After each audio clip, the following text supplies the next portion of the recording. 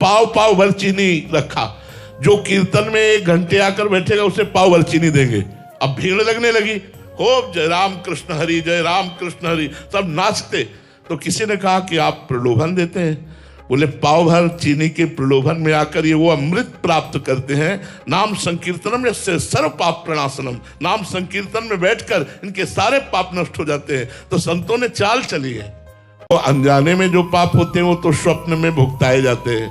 भयानक स्वप्न देखकर जो कष्ट होता है सूक्ष्म शरीर को, मन को, उससे नष्ट हो जाते हैं। लेकिन जानकारी में जो पाप होते हैं वो शरीर को दंड दिया जाता है, स्थूल शरीर को जागृत अवस्था में।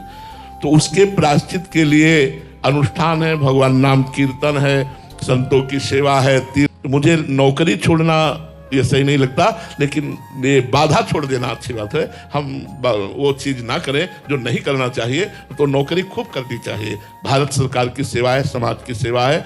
निर्दोष को छोड़ देना और दोषी को दंड देना ये आपकी भक्ति है।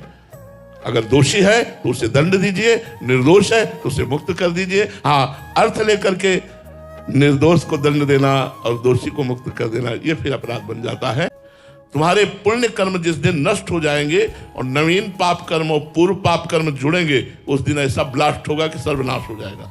और जो धर्म से चल रहा है उसके पाप नष्ट हो रहे हैं। आज वो कष्ट में है, लेकिन कल वो महान उच्चतम स्थिति को प्राप्त होगा। आध्यात्मिक और माइक प्राकृतिक दोनों, इन पर लोग सकल सुख पावत। इसलिए ऐसा न सोचना चाहिए कि आज भक्ति में कदम रखा और हमें प्रतिकूलता भगवान देने लगे, ऐसा नहीं। परीक्षा बड़े सिद्ध पुरुषों की होती है। भगवान परीक्षा बच्चों की नहीं लेते हैं। हम लोग बहुत छोटे भगत हैं। हम लोगों के सामने भाग्यवश विपत्ति और संपत्ति आती रहती है, परीक्षा नहीं होती। परीक्षा बड़े भक्तों की होती है, सिद्ध भक्तों के। आरे चलवाए जा रहे हैं, आग में जलवाए जा रहे हैं, विष पिलाया जा रहा है, यहाँ का परीक्षा हो रही। यहाँ कहाँ परीक्षा? परीक्षा बड़े भक्तों की होती है। नाम जप करना चाहिए, नाम कीर्तन करना चाहिए, किसी की निंदा नहीं करनी चाहिए, प्रपंच की बातें नहीं करनी चाहिए।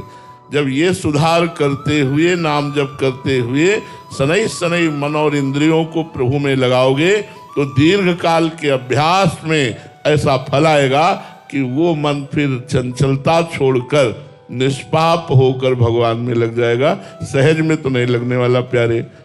कि आपका राधा नाम शुरू हुआ और पाप कर्म लागू हो गया, वो विपत्ति दुख देने लगा, तो आपको ये भ्रम नहीं होना चाहिए कि राधा नाम का फल, ये विपत्ति, ये दुख, ये कैसे हो सकता है। ऐसा नहीं। वो राधा नाम अपना फल प्रकाशित करेगा, लेकिन पहले तुम्हारे पापों को भस्म करेगा, पापों को नष्ट करेगा, फिर वो प्रकाशित करेगा।